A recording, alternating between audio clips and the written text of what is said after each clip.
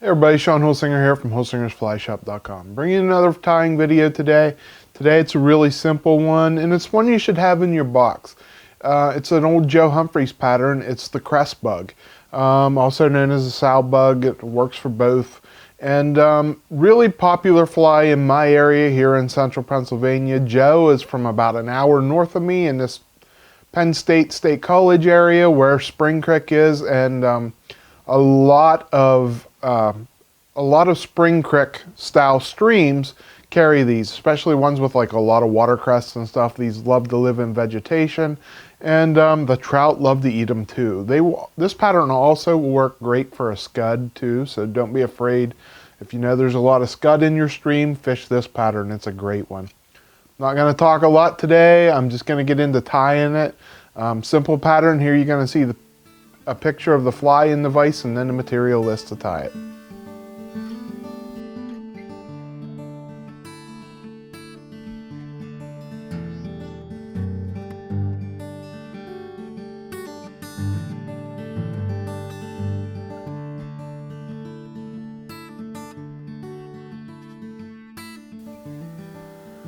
Okay, here you see the sow bug in the vise. Very cool fly and pretty simple tie. So let's get into tying it. For the hook, I'm using a Firehole 315. This is a size 14. And I got about 10 to 12 wraps of lead on there. That's 0.020 lead. For thread, I like to use 140 denier. I can pull on it a little bit tighter and not worry about it. I'm using brown for this, and it's actually brown olive, but any dark color, brown, black, olive, dark olive, whatever. And then I'm going to put a piece of wire on here. This is just Brassie gold wire. Brassie's the size. And we're going to wrap that on and wrap it back to the bender. Next piece of material we're going to use is just a piece of Grizzly dry fly hackle. The size of the hackle isn't real important because you're going to end up trimming it down, and you can trim down the length of the legs on here, so that's not real big and important. I'm using a smaller one so I don't have to trim as much, but you can use a long one if that's all you got. Next thing I'm going to put on is some dubbing. For the dubbing, I'm using some SLF squirrel dub. Use any kind of natural squirrel dub, gray squirrel like dub that you want. I like the SLF squirrel dub, and this one is natural fox. So I'm just going to dub that on there kind of thick, wrap it back there to where I tied in my feather and my wire, and then I'm just going to wrap it forward. And I'm going to build up a little bit of body with this, but not too much. You got to find a happy medium there. You want some body to this because it is a round bug. It's not as thin as, say, you want to tie a check nymph, but a little bit thicker than that. But it'll also pull down a little bit with the wraps of material here coming too. So that's actually about how much I want there. So I'm going to take some off and tighten this up so I can finish my wrap. So I'm going to wrap that right up there behind that eye. Next thing I'm going to do is take my hackle, and I've messed around with these quite a bit here trying to figure out the best way to tie this for the video. And I like to tie it, whoops, slipped out of my hand there. So we're going to have to start over. And I'm going to tie it the same way I wrap my material on, my dubbing on. And there's a reason why here, and I'm going to show you as I wrap my wire.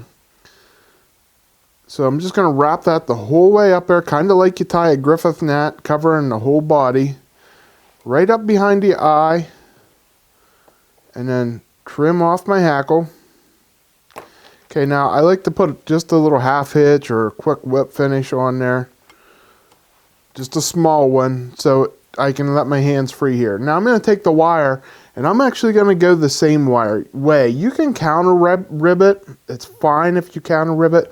I find that if I go the same way, I'm still trapping down the fiber, which is the point of counter ribbing, but I trap less less of these fibers, which are going to be my legs here in a second.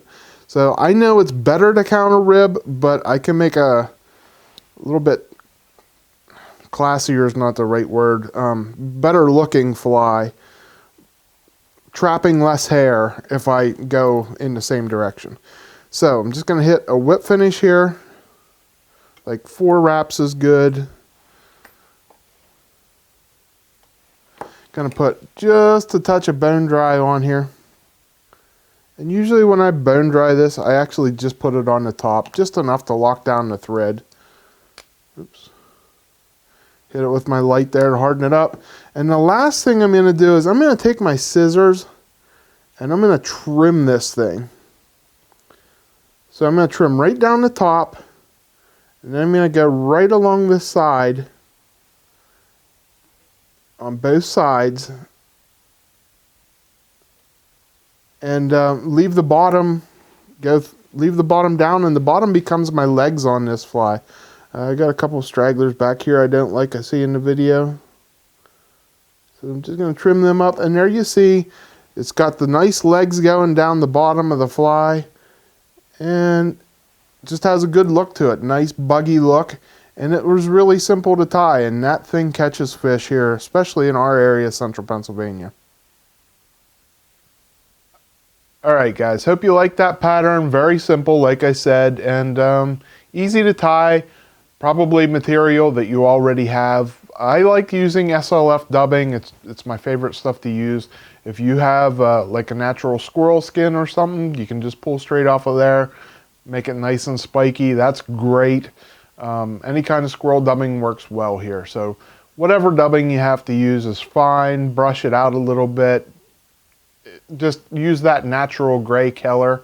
That's the key to the fly. So have fun tying it, guys. If you want me to tie it, if you don't have the materials, need me to tie some for you, you can find them at the shop on the website, or get a hold of me at holsingersflyshop@gmail.com. So any of the materials, like always, we sell them at holsingersflyshop.com. You can reach out to us there, and we'd be more than happy to help fix you up there. So until next week, guys, when I bring you another video. Oh, and if you're watching this video when it first comes out, Happy New Year's, everybody. I hope this year is way better than last year, and I hope you get a lot more time on the stream. So thanks for watching, everybody. Subscribe, give us a thumbs up, all that good stuff. And until next week, I'm Sean Holsinger.